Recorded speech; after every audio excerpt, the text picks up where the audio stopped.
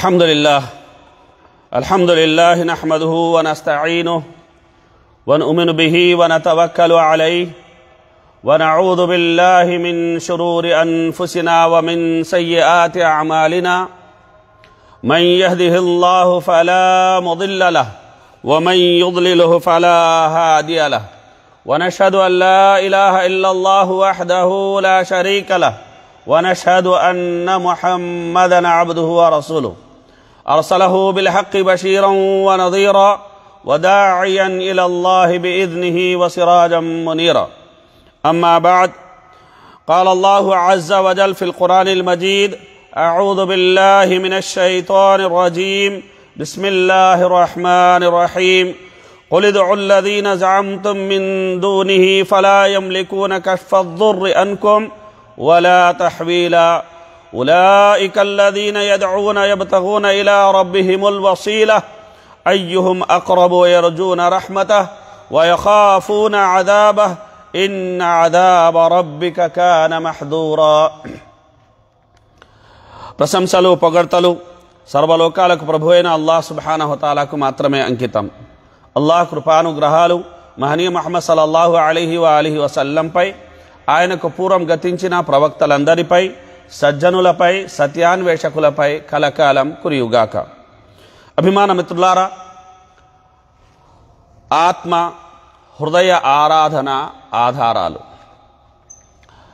అల్లాహ్ సుబ్హానహు తఆలా ఖురాన్లో సెలవిస్తున్న మాట, ఓ ప్రవక్త సల్లల్లాహు అలైహి వసల్లం, ఇలా సెలవియ్యండి, మీరు అల్లాహ్ను కాదని మీ దైవాలుగా భావించి ఆరాధిస్తున్న వారందరినీ మొరపెట్టుకొని చూడండి. వారు మీ కష్టాలను ఏమాత్రం దూరం చేయలేరు, ఆ స్థితిని మార్చలేరు కూడా. వారే స్వయంగా తమ ప్రభు సాన్నిధ్యాన్ని అన్వేషిస్తూ తమలో దేవునికి ఎవరెక్కువ సన్నిహితులో అని ఆలోచిస్తున్నారు. ఆయన అనుగ్రహాన్ని ఆశిస్తూ ఆయన శిక్షకు భయపడుతున్నారు. నిజానికి నీ ప్రభు శిక్ష భయపడవలసిన విషయమే. అల్లాహుమ్మ లకల్ హమ్ద్ అంత నూరు సమావాతి వల్ అర్ద్ వమన్ ఫీహిన్ వలకల్ హమ్ద్ అంత ఖయ్యూము సమావాతి వల్ అర్ద్ వమన్ ఫీహిన్ అంతల్ హక్ వవఅదుకల్ హక్ వలికాఉకల్ హక్ వల్ జన్నతు హక్ వన్నారు హక్ వస్సాఅతు హక్. అల్లాహుమ్మ లక అస్లమ్తు వబిక ఆమంతు వఅలైక తవక్కల్తు وإليك أنبت ولك خاصمت وإليك حاكمت فاغفر لي ما قدمت وما أخرت وما أسررت وأعلنت أنت إلهي لا إله إلا أنت. والله నీకు స్తోత్రం, నీవు ఆకాశాలను భూమికి మరియు వాటిలోని వాటన్నిటికీ అఖండ జ్యోతివి. నీకు స్తోత్రము, భూమి ఆకాశాలను మరియు వాటిలోని సమస్తాన్ని కాపాడువాడవు నీవే. నీవు సత్యము, నీ వాగ్దానం సత్యము, నిన్ను కలవడం సత్యము, స్వర్గం సత్యము, నరకం సత్యము, ప్రళయం సత్యము. ఓ అల్లాహ్, నేను నీకు లొంగిపోయాను, నిన్ను నేను విశ్వసించాను, నిన్నే నేను నమ్ముకున్నాను, నీ వైపే నేను మళ్ళాను, నీ కోసమే వాదులాడాను, నిన్ను సాక్షిగా చేసుకునే తీర్పు ఇచ్చాను. కాబట్టి నన్ను క్షమించు, నా గతకాలపు పాపాలను, భవిష్యతాలూకు తప్పిదాలను మన్నించు, బహిర్గత రహస్య పొరపాట్లను క్షమించు. నువ్వే నా నిజ ఆరాధ్యుడవు, నీవు తప్ప మరో నిజ ఆరాధ్యుడు లేనేలేడు. అభిమాన మిత్రులారా, సత్యమే సదా సాఫల్యానికి ద్వారం. సత్యమే సమున్నతికి, మానవ జాతి ఉన్నతికి సోపానం, ఇహంలోను పరంలోను. ఈ ప్రపంచమంతా సత్యం మీదే ఆధారపడి ఉంది. ఉదయించే అస్తమించే సూర్యుడు నిజం, చల్లని వెల్లని ఎదజల్లే యొక్క చంద్రుడు నిజం, మిలమిల మెరిసే నక్షత్రాలు నిజం, వీచే గాలి నిజం, మండే నిప్పు నిజం, కురిసే వాన నిజం, ప్రవహించే జలం నిజం, మనిషి జననం నిజం, మనిషి మరణం నిజం. అనిత్యాలైన ఈ నిజాలన్నిటికీ మూల విరాట్టు నిత్య సత్యమైన అల్లాహ్ సుబ్హానహు తఆలా. ఆయనే లోకాన్ని రక్షిస్తూ ఉన్నాడు. అయితే మనిషి మాత్రం సత్యం పట్ల బాధ్యతతో వ్యవహరించడం లేదు. అసత్యానికి, అనిత్యాలైన ఐహిక ఆకర్షణలకి దాసోహం అంటూ నిత్య బానిసగా జీవిస్తున్నాడు. ఏది సత్యం, ఏది అసత్యం, ఏది నిత్యం, ఏది అనిత్యమని తెలుసుకోలేకపోతున్నాడు. లేని దాన్ని ఉన్నదిగా నమ్మించడానికి ఎత్తులు వేస్తున్నాడు. ఆడిన మాటను మరచి అసత్యాన్ని ఆశ్రయిస్తున్నాడు. తనను నఖశిఖ పర్యంతం తీర్చిదిద్దిన, అందమైన ఆకృతిలో పుట్టించిన ఆ నిజ సృష్టికర్తను మరచి సృష్టితాలను పూజిస్తున్నాడు. తనలో ప్రాణం పోసిన ఆ పరమోన్నత ప్రభువును వదిలి తానే ప్రాణ ప్రతిష్ఠ చేసిన తనలాంటి సృష్టితాలను ఆశ్రయిస్తున్నాడు. మనిషి తన అతి తెలివితేటల వల్ల ఎదుటి వారిని, మొత్తం ప్రపంచాన్ని మోసగించగలడేమో గాని తన అంతరాత్మ సాక్షిని మోసగించలేడు. అంతరాత్మను పెడదారిన పట్టించలేడు. పాడు పని చేస్తున్నప్పుడల్లా అంతరాత్మ మనిషిని హెచ్చరిస్తుంది. స్వార్థానికి, దురాశకు లోనైన మనిషి ఈ హెచ్చరికను లెక్క చేయడం లేదు. పాపానికి అతను వెరవడం లేదు. అభిమాన మిత్రులారా, మనిషిలోని ఈ వికృత ప్రవృత్తిని ఖురాన్ ఇలా ప్రశ్నిస్తుంది. యా అయ్యుహల్ ఇన్సాన్ మా గర్రక బిరబ్బికల్ కరీం అల్లదీ ఖలఖక ఫసవ్వాక ఫఅదలక్ ఫీ అయ్యి సూరతిన్ మా షాఅ రక్కబక్. ఓ మానవుడా, దయామయుడైన నీ ప్రభుని గురించి నిన్ను ఏ విషయం మోసంలో పడవేసింది?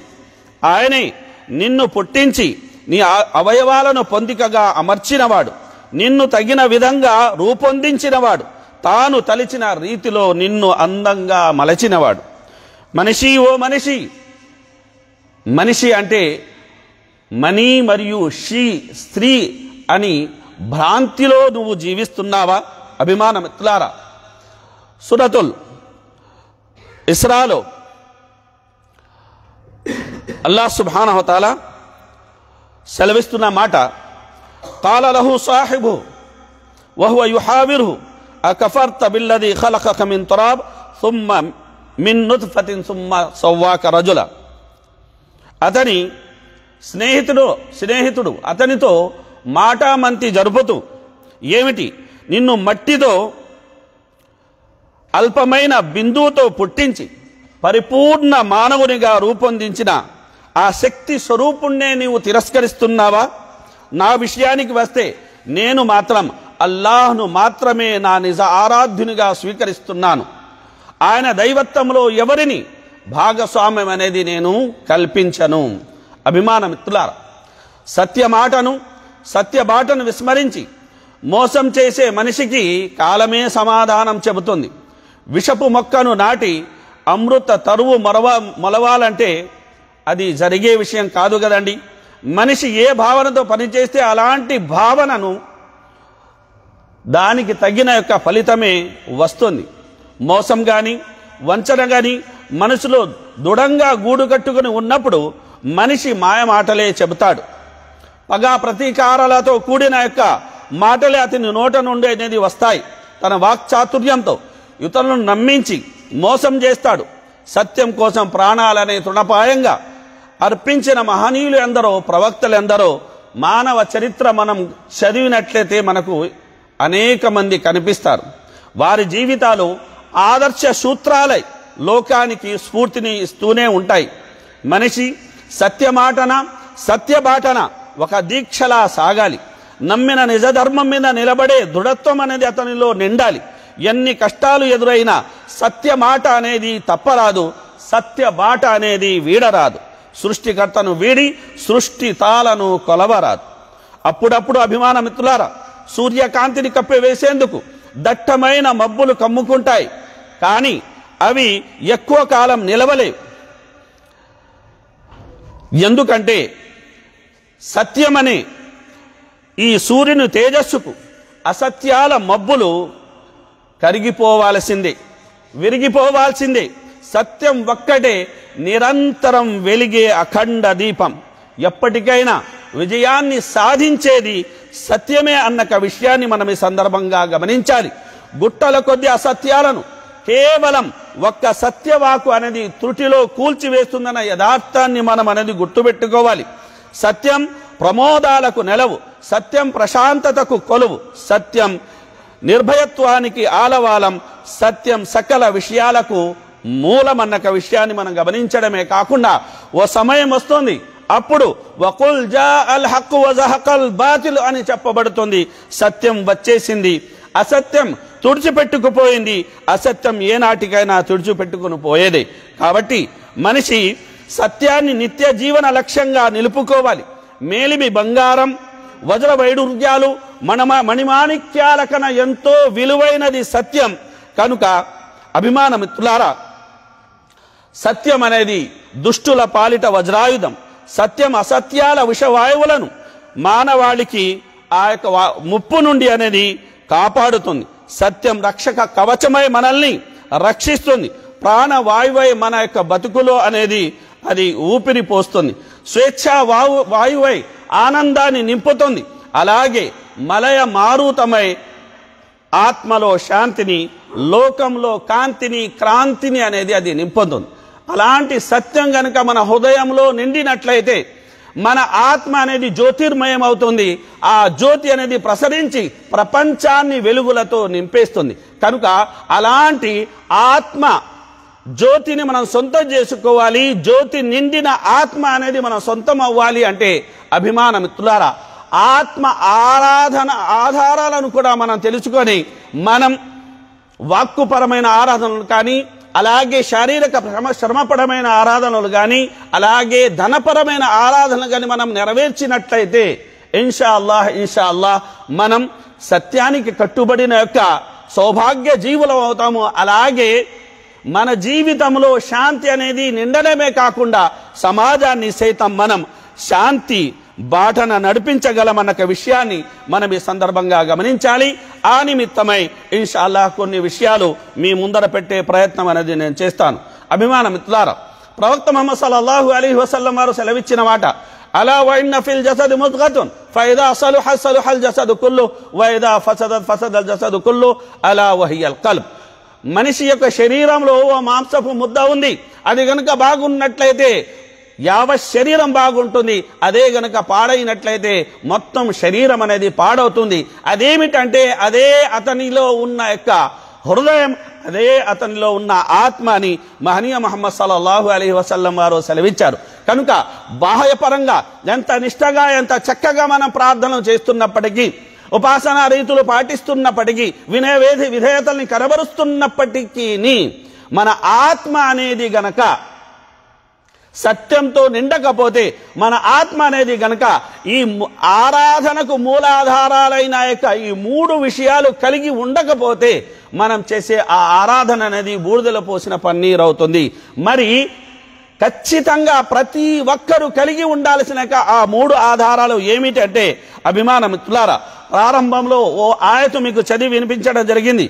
ఉలాయికల్లదీన యద్ఊన యబ్తగూన ఇలా రబ్బిహిముల్ వసీల అయ్యుహుం అక్రబ్ వయర్జూన రహ్మత వయఖాఫూన అదాబా.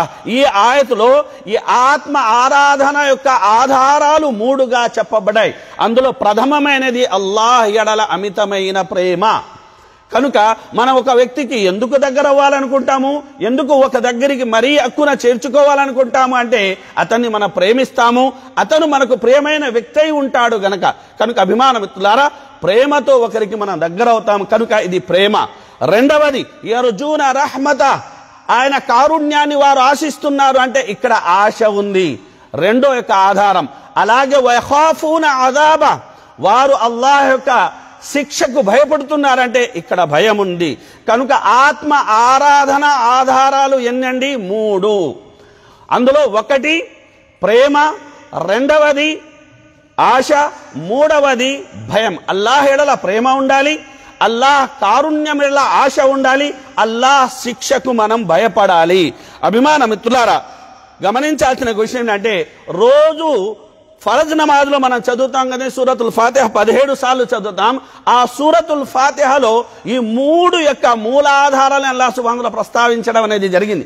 ఎక్కడుందండి అంటే అల్హమ్దులిల్లాహి రబ్బిల్ ఆలమీన్, అన్ని విధాల స్తోత్రాలు సర్వలోకాలకు ప్రభు అయిన అల్లాహ్ సుబ్హానహు తాలాకు మాత్రమే అంకితం. ఇందులో ఏముందండి? ప్రేమ ఉంది.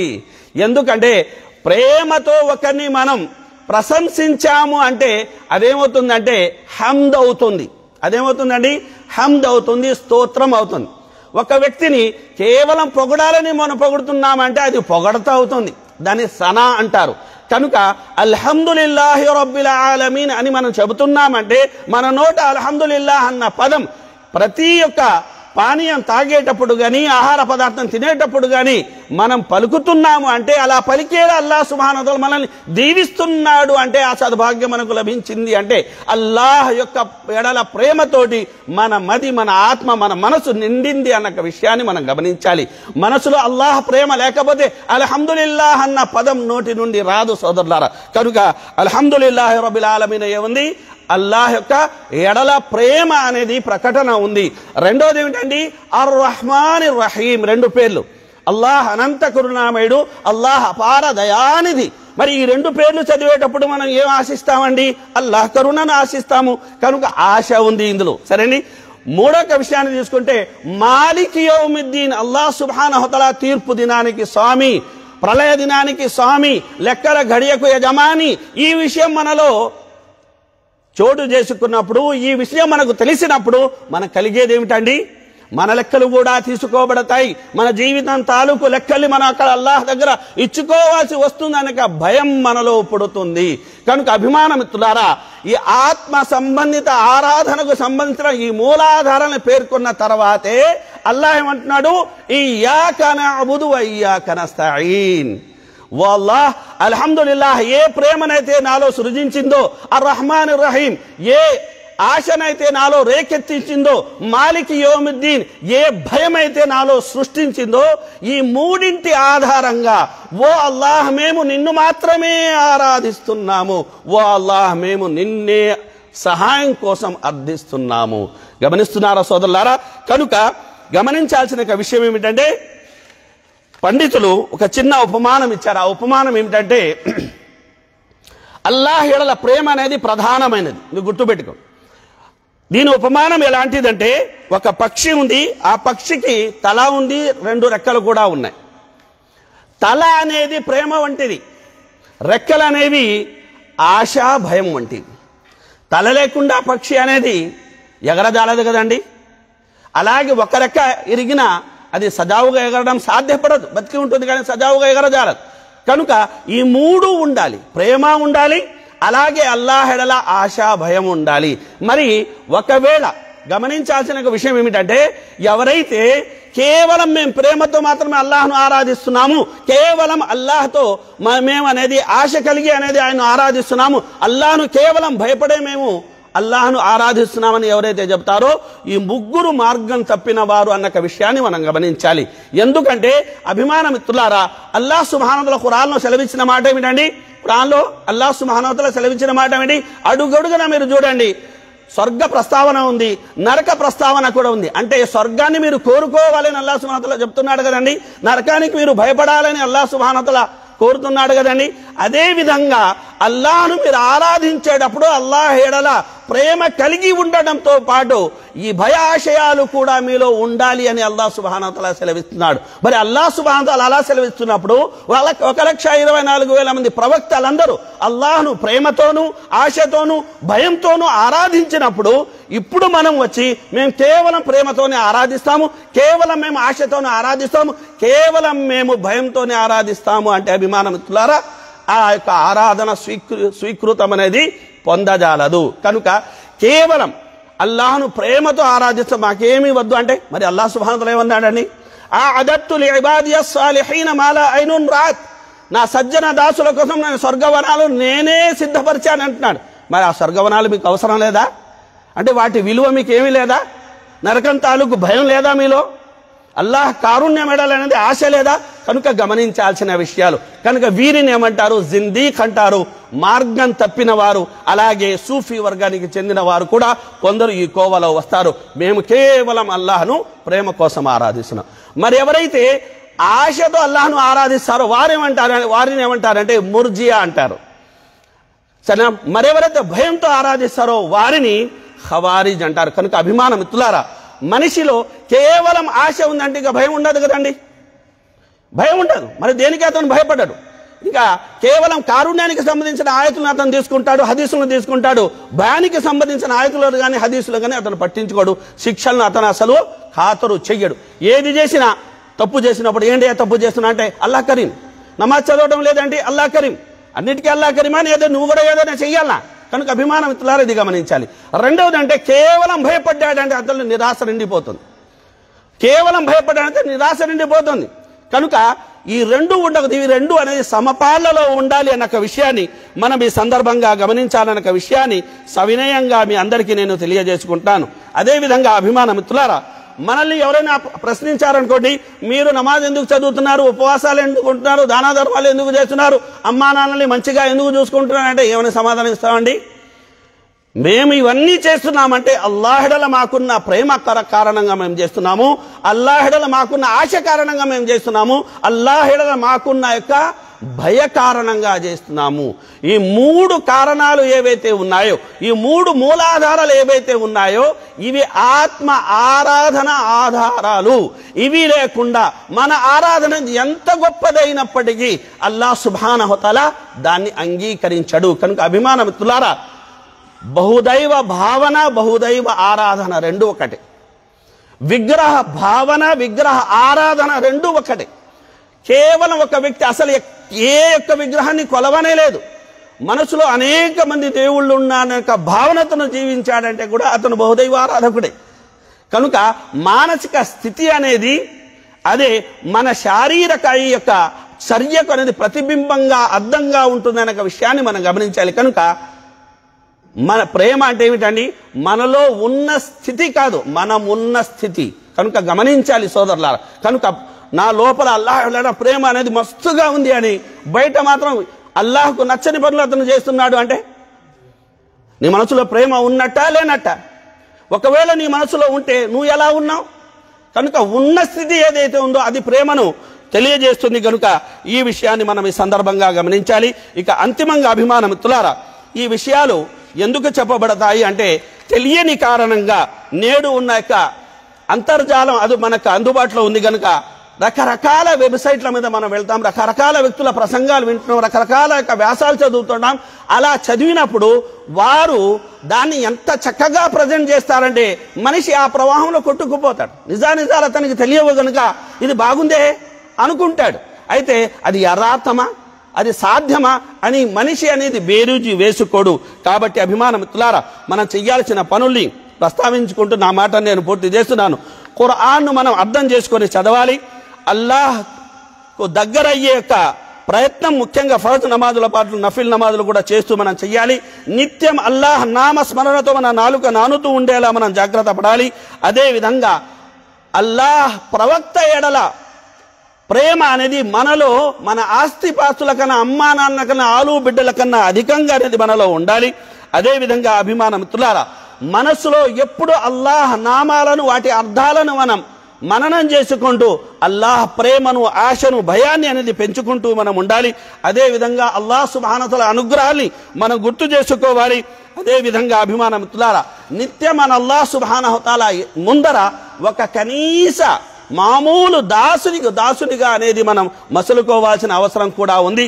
అదేవిధంగా అభిమాన మిత్రులారా, రాత్రి చివరి ఘడియలో లేచి అల్లాహ్ యొక్క సమక్షంలో నిలబడి ప్రార్థనలు మనం చెయ్యాలి. అదేవిధంగా అభిమాన మిత్రులారా, ఎవరైతే సత్యసంధులు ఉంటారో, మంచి వ్యక్తులు ఉంటారో వారి సావాసాన్ని అనేది మనం ఏర్పరచుకోవాలి. అలాగే అభిమాన మిత్రులారా, ఈ అంతర్జాలానికి సంబంధించిన ఉపద్రవాలు ఎన్నైతే ఉన్నాయో వీలైనంత వరకు వాటికి దూరంగా నడుచుకునే ప్రయత్నం మనం చెయ్యాలి. వీటన్నిటినీ చేస్తూ సత్య మాటను, సత్య బాటను అనుసరిస్తూ మన యొక్క మనసులో అల్లాహ్ ఎడల ప్రేమను, అల్లాహ్ ఎడల యొక్క ఆశను, అల్లాహ్ ఎడల భయాన్ని గనుక మనం చోటు ఇవ్వగలిగినట్లయితే మన ఆ హృదయం అనేది జ్యోతిర్మయం అవుతుంది.